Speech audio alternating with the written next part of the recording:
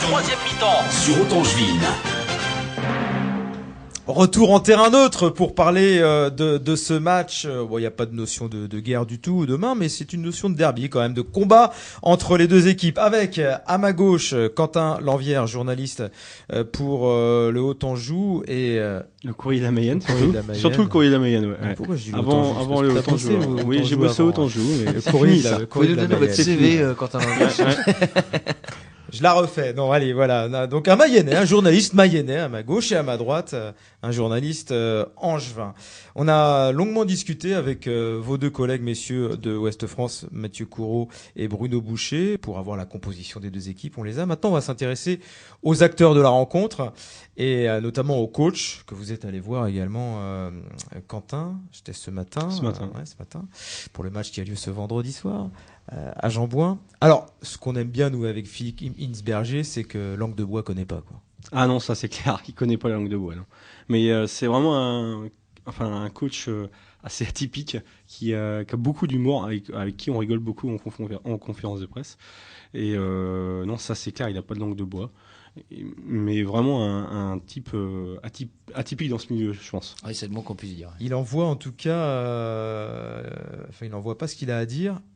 Et de temps en temps, ça ne choque pas non plus ses joueurs parce que il arrive parfois à l'issue de certains matchs qu'il cite nommément certains joueurs. Genre lui a pas été bon. Comment ils le vivent ça, les garçons, dans le vestiaire? Alors ça, je pourrais pas trop vous répondre, mais je pense assez bien. Je pense qu'ils comprennent comment il fonctionne. Mais à la limite, je trouve ça plus sain que de surprotéger des joueurs quand ils ont pas été bons. Quand ils ont pas été bons, on le dit, voilà, terminé.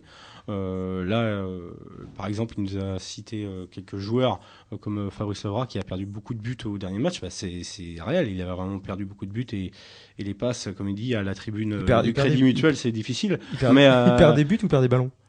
J'ai dit buts. Ah bah des ballons alors plutôt. Des ballons de but. Ouais. Non mais c'est vrai que c'est.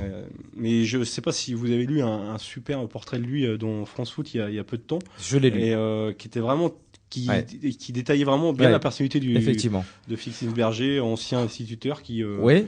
Et si on avait le temps, mais on n'a pas le temps ici, mais je crois que vous pouvez tous aller sur YouTube en tapant Hinsberger chanteur. Ah oui, oui. Ça, c'est un grand moment. Ouais. Un grand moment extraordinaire. Bah, Quentin, tu peux nous en parler? Quand il était à Metz, il a chanté. Moi, je l'ai pas évoqué avec lui, mais je crois que c'était avec un autre message dont je me souviens plus le nom. Il a chanté une chanson absolument ignoble à côté de Jean-Pierre François est un grand ténor. Ah d'accord. Oui. Voilà, vous tapez Hinsberger chanteur sur YouTube, c'est assez drôle. Ça peut peut-être donner des idées aux supporters angevins, pourquoi pas. En tout cas, on va l'écouter. Philippe Hinsberger, c'est vrai que c'est un coach qu'on aime bien.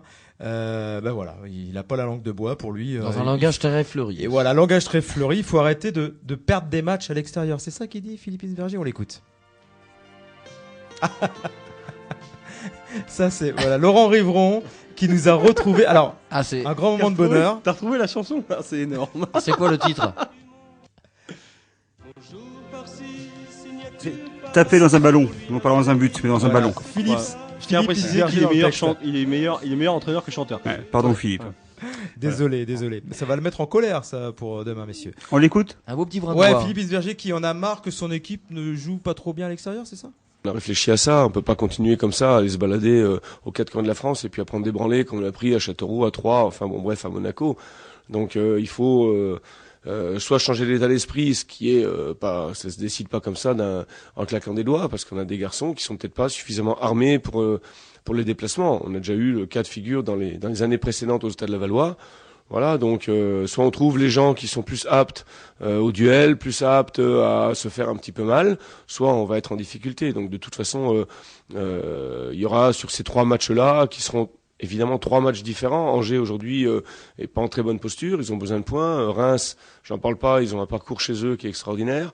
Et puis Arles qui s'est refait des couleurs depuis 2 ou 3 mois. Voilà, donc c'est sûr qu'on peut pas y aller la fleur au fusil en allant sur autant de pertes de balles ou en étant aussi faible offensivement que ce qu'on a fait sur les 3 derniers matchs extérieurs. Et le premier déplacement, c'est donc à Angers, c'est une saveur particulière pour tout le monde, hein, c'est le derby, et un Stade Jean-Bouin qui ne réussit pas trop depuis notre montée en Ligue 2. Bon non, on a toujours perdu là-bas, on a perdu 2 fois 2-0 je crois, donc voilà, bon, ça nous réussit pas, c'est pas pour ça que ça ne réussira pas vendredi soir. Après, on sait qu'Angers va avoir un petit peu la pression aussi, donc ils vont certainement nous bousculer, ils vont vouloir la victoire. Voilà, je veux pas d'un gentil Stade Lavallois qui va se déplacer sur Angers et sur les 2 autres matchs à l'extérieur. Faut qu'on arrête un peu de tendre les 2 joues gentiment comme des bébés ou comme des moutons. Troisième mi-temps sur Otongeville. Philippe Hinsberger dans le texte. Comment vous expliquez ça, Quentin, que cette formation qui va plutôt pas trop mal à Le Basser n'y arrive pas du tout à l'extérieur? Alors ça, c'est un grand mystère puisque c'était déjà le mal de l'an dernier. D'ailleurs, c'est ce que je disais tout à l'heure, il parlait de réflexion sur ce qu'il allait faire dans les prochains matchs à l'extérieur, et on avait cru comprendre la semaine dernière qu'il allait peut-être jouer avec 3 récupérateurs et un seul attaquant en pointe, puisqu'il me disait aussi que le rôle de 9,5 qui est tenu soit par Julien Vial, soit par Jérôme Lebouc, actuellement marchait plus. Donc moi j'aurais cru plus qu'il partait avec 3 milieux récupérateurs sur ce match contre Angers, et puis au final apparemment non. Enfin, il faut préciser Ce sera que peut-être contre Reims. ouais. Ouais. Il faut préciser, enfin, d'après toi, Do Marcolino titulaire, c'est du bluff. Bah moi, ça me paraît, pas du tout. Moi, ça me paraît vachement difficile, puisque faut quand même avouer que Fabrice De Marcolino, malgré toutes les qualités qu'il a, c'est quand même pas la vitesse qui le caractérise. Et Sébastien Renoir, qui est un très bon technicien au demeurant, ne va pas très vite non plus. Donc, c'est pas l'image qu'il nous avait laissé à Angers. À Laval, un accélérateur sur à Laval, depuis qu'il est arrivé, il va pas très très vite. Surprenant. Donc les deux ensemble sur un côté, moi là, ça me paraît difficile. Bon, à moins qu'en face vous avez un latéral qui avance à rien, mais sinon ça va être dur. Bah, ce sera côté. Il y a de la vitesse, hein. Il y aura Yves Dorov, Karim Djelabi.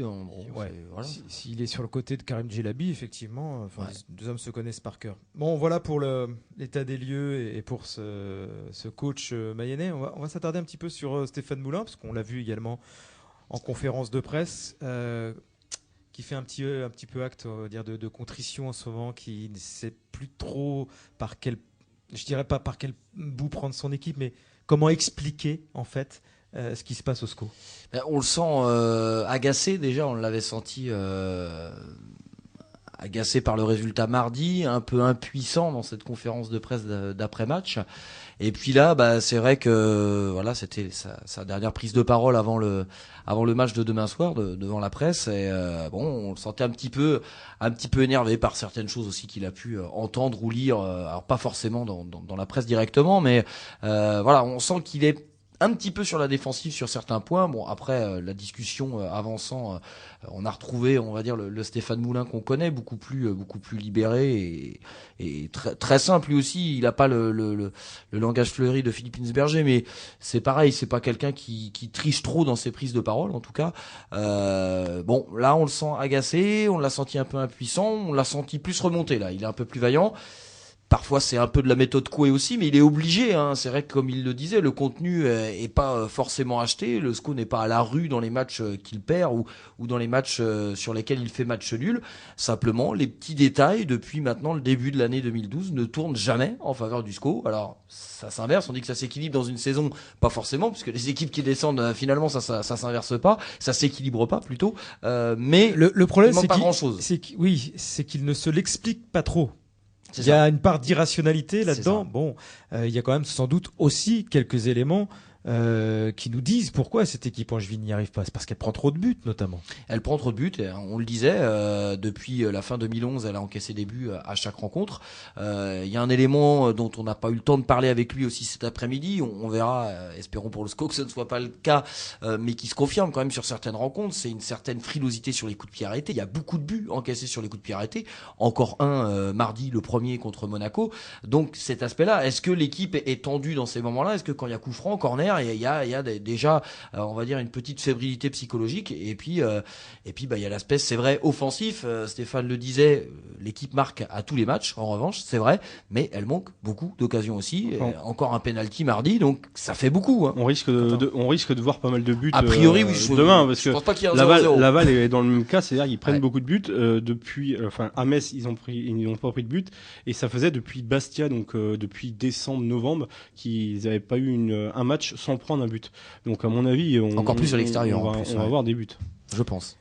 Je vous propose d'écouter, messieurs, Stéphane Moulin qui nous parle de l'adversaire de ce vendredi soir à Jean-Bouin. C'est le Stade Lavallois, une équipe d'après lui bien équilibrée, sans grosses individualités, mais un bloc dont il se méfie énormément. C'est une équipe qui est collectivement bien organisée, avec vraiment un collectif fort. Donc, à la différence des Monégasques qui s'appuient sur des individualités, là, on va avoir à faire un bloc compact dans lequel il est difficile de s'introduire, mais bon, à nous de trouver les clés pour forcer et trouver les bonnes solutions. Allez, on va dire le bon match pour inverser justement cette mauvaise spirale. Bah, j'espère, je le souhaite de tout cœur, on fera tout pour. Voilà, faut que les gens sachent une chose, c'est que personnellement, je ne lâcherai pas. Parce que c'est pas dans mes habitudes et que je lâcherai pas l'affaire et les joueurs sont dans le même état d'esprit, donc je ne peux pas prédire du résultat de demain, mais en tout cas on va être là et bien là, et j'espère qu'enfin on pourra sourire à la fin de la rencontre. Il y a quand même, Brice, il était à votre micro, Stéphane Moulin, un appel à la mobilisation, même au peuple. C'est le grand mot à la mode actuellement. Tout à fait. Même si c'est vrai, hein, il nous le disait, il est plutôt content de l'attitude du public depuis le début de saison, qui c'est vrai, on l'a connu beaucoup plus virulent, même sur les moments plus difficiles, le public ne râle pas trop, ne siffle pas trop, si ce n'est par dépit envers Gaëtan Charbonnier mardi, comme le disait Stéphane Moulin. Donc le peuple sera là, je pense, plus nombreux que mardi. Il n'y avait pas grand monde dans les tribunes de Jean-Bouin mardi. Là, je pense que pour le coup, on risque d'avoir un Jean-Bouin assez bien rempli, avec, j'imagine, une belle colonie lavalloise. Je pense que la tribune visiteur sera. Il y aura du monde, Quentin? Sera pleine C'est aussi. prévu? Oh, ouais, non, mais oui, il y aura du monde. Il y a déjà les deux associations de supporters Ouais. qui organisent des cars. Et puis à l'aller, ça avait été plein côté Angevin. Angevin, donc je pense que l'appareil sera rendu. Ouais. Ça, il y a pas de raison. Donc oui, il y a cet appel au peuple, et puis je pense qu'on va avoir un match assez engagé, parce qu'il le disait, on sera présent, on répondra présent. Donc je pense qu'il y aura déjà cet esprit de combat. Et puis côté Lavallois, c'est aussi une des marques de fabrique de l'équipe. Ça se bagarre au milieu, c'est très athlétique. Donc je pense que ça va être un match aussi où on ne fera pas semblant, comme on dit. Bon, avec tous ces éléments qui sont en notre possession désormais, à quel type de match il faut s'attendre? Un match ouvert, d'après vous, débute beaucoup. Ah oui, à mon avis, oui, des buts, oui. Avec deux équipes comme ça qui prennent des buts, tout simplement, il y a des chances de voir des buts, oui, Thierry, oui, c'est. Je pense aussi ça pourrait Non, bien. non, mais Pourtant, ce sont des équipes qui ont également besoin de se rassurer, donc on pourrait peut-être s'attendre à un début de match un petit peu plus moi, pétendu. c'est pour ça, c'est ce que je disais, je pensais qu'il y aurait trois milieux récupérateurs avec un Lozila un peu plus devant. Faut croire que non, donc là, on verra, mais je sais pas, là, du coup, c'est vrai que c'est une vraie surprise, cette composition d'équipe, quoi. Moi, je pense que ça va pas trop calculer, justement, qu'on devrait assister dès le début du match à quelque chose d'assez débridé, parce que côté Angevin, faut se lâcher, faut réussir à inverser cette tendance, donc faut pas trop réfléchir, faut se vider la tête, faut y aller à fond. Et puis tu le disais, Quentin, pour Laval, il y a 3 matchs de suite à l'extérieur, la probabilité de pouvoir faire un truc, c'est plus à Angers ou à Arles qu'à Reims. Donc on va pas calculer non plus. Moi, je pense à Fabrice Marcolino, là, s'il est vraiment titulaire demain. Là, il va jouer assez gros en plus, parce que il est en fin de contrat. Ça veut dire quoi, ça, Brice? Ça, c'est pas très gentil. Depuis là, il est en fin de contrat à Laval et il a pas été titulaire depuis très longtemps, donc c'est vrai que s'il fait une bonne. Moi, je dis attention aux esprits revanchards. Et à Sébastien Renoir aussi. De Marcolino et de Sébastien Renoir. C'est soit tout bon, soit tout mauvais. Hein, on le dit souvent. En tout cas, dans l'autre sens, il n'y a pas d'exemple. Il n'y a pas d'ancien Lavallois qui joue. Yomé, mais il sera pas titulaire. Yomé qui sera pas titulaire a priori, puisque si Bruno Boucher. Mais bon, Yomé, il risque moins de second. marquer de buts encore. C'est très juste, messieurs. On va pas tarder à conclure ce troisième mi-temps exceptionnel spécial derby, en vous demandant de vous mouiller, messieurs, maintenant. Hein. Ça suffit de nous parler comme ça des deux équipes, mais. Vous reprenez le jeu des pronos de certaines émissions. Le prono. Allez-y, mouillez-vous. Moi, je pense à un match nul avec des buts. Donc un 1-1, un 2-2. Oui, mais alors pour qui? C'est bien beau ça, mais. Ah non, je vous dis un match nul, moi. Un match nul. Avec des deux, là, oui, donc d'accord, 1 ou 2-2. Le oui, principe du match nul, c'est qu'il n'y a pas de vainqueur. C'est qu'il n'y a pas de vainqueur. Autant pour moi. J'étais sur autre chose. Je regardais Laurent. Il était perdu. J'expliquais qu'on avait Donc, toujours Seb Renoir. Match nul, ouais, effectivement. Moi, D'accord. Donc un nul qui n'arrangerait pas du tout les affaires angevines. Je regarde de la journée qui a lieu ce vendredi. Les Angevins pourraient voir encore revenir des équipes, parce qu'on voit que Monaco, ça y est reparti, que Le Mans va mieux. Bon, Amiens est un peu décroché. Match nul interdit demain. Match nul interdit, mais moi le 2-2 de Quentin me plaît bien. Ouais. Allez, l'autre option, ce serait un 2-1 SCO. Avec Non, mais ça, c'est pas possible, par contre. On verra. On en reparlera, mais enfin, je pense que la cote du nul est pas mal, comme on dit. les prochaines rencontres du stade pas facile face au leader. le stade de Reims. Ouais, à Reims, ça va risque d'être à Reims. Très compliqué d'aller gagner là-bas. Ouais, ils avaient gagné à l'aller quand Reims était venu, c'est Laval qui avait gagné, un peu à la surprise générale, puisqu'à ce moment-là, Laval était pas très bien en début de saison. Mais c'est vrai qu'aller gagner là-bas, je vois ça assez difficile, mais. Et puis Avignon derrière, 3 déplacements de suite, c'est jamais simple à gérer ça. Pas simple non plus. Et les Angevins qui auront ce match en retard, celui-ci aussi il vaudra très très cher. Peut-être un peu moins si les Angevins parviennent à gagner ce vendredi et si de son côté Amiens n'y arrive pas. Ça sera donc à la Licorne. À Amiens, mardi, donc un match d'importance contre, même s'il y avait succès Angevin vendredi, un concurrent direct quand même, parce que on continuera de parler de maintien, même avec 3 points de plus si ça devait être le cas. Donc voilà, Amiens, et puis derrière il y aura Sedan. Donc là aussi ce sera un déplacement compliqué. Moi j'avais vu justement le Stade Lavallois à Sedan pour le déplacement. Ça avait été un match compliqué. C'est vrai que Sedan à domicile c'est aussi très costaud, puis Sedan à Jean-Bouin avait fait une grosse prestation, donc ce sera pas facile pour Angers. C'est le mot de la fin ? Allez, on va dire ça, et espérons surtout voir un beau match du jeu. On se retrouve ce vendredi, évidemment. Alors, ça sera diffusé sur les antennes de Haute-Angevine, de Vous êtes pressé de finir, Thierry ? Pourquoi ? Parce que vous oubliez Sébastien Renoir. Ah oui, j'ai oublié Sébastien Renoir. Oui, c'est vrai. On en a tellement. Je vous fais signe depuis un quart d'heure. On en a tellement parlé de Sébastien Renoir. Non, c'est parce on l'a en. C'est l'émotion. On l'a en vidéo également sur Sport 49, mais on va l'écouter, Sébastien Renoir. Donc voilà, on va terminer par lui. C'est quelqu'un de revanchard. Nous, on a bien aimé son passage à Angers. C'est un garçon qui a des qualités, trop souvent blessé à notre goût, à son goût aussi. C'est aussi sûrement. Peut-être pour ça qu'il n'a pas re-signé. On va pas revenir sur cette fin un petit peu en eau de boudin pour Sébastien du côté d'Angers. Mais en tout cas, lui, ça lui est resté en travers de la gorge. Il a très envie de jouer un mauvais tour à son ancien club. Sébastien Renoir, qu'on n'a pas oublié. Et qui arrive. C'est sûr que pour moi, c'est un match particulier. Retrouver cette équipe, cette ville, et puis voilà, ce stade aussi dans lequel je me suis senti bien pendant 2 ans. Donc voilà, ça va forcément susciter une émotion particulière. Maintenant, il faut aller là-bas pour chercher un résultat, donc c'est le plus important. Battre ton ancien club, éventuellement, ce serait quelque chose qui pourrait t'intéresser, marquer un but ? Oui, forcément, oui, c'est dans les plans. C'est dans les plans. Gagner ce match déjà qui est important pour nous, rattraper un petit peu les points qu'on a pu laisser filer dans nos 2 précédents matchs à domicile. Et puis aussi forcément, oui, voilà, une petite revanche un petit peu sur ce qui m'est arrivé en fin de saison passée.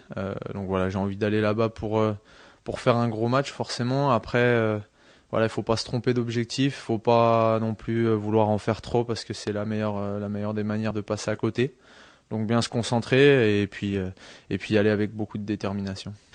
Le revanchard Sébastien Renoir, pour vous rappeler sommairement ce qui s'était passé, il devait logiquement prolonger avec Angers, c'était signé, tout était bouclé, il se blesse.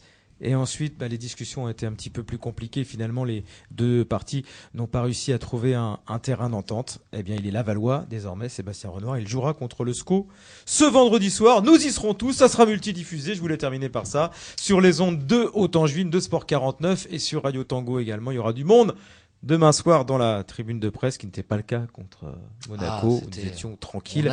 Demain, il va falloir jouer des coudes. Allez, match très très important. Un derby qu'on attend. Ça reste que du football, c'est que du bonheur. Et c'est à vivre, évidemment, sur nos antennes ce vendredi soir. Salut à tous. Merci, messieurs. Salut. Ciao.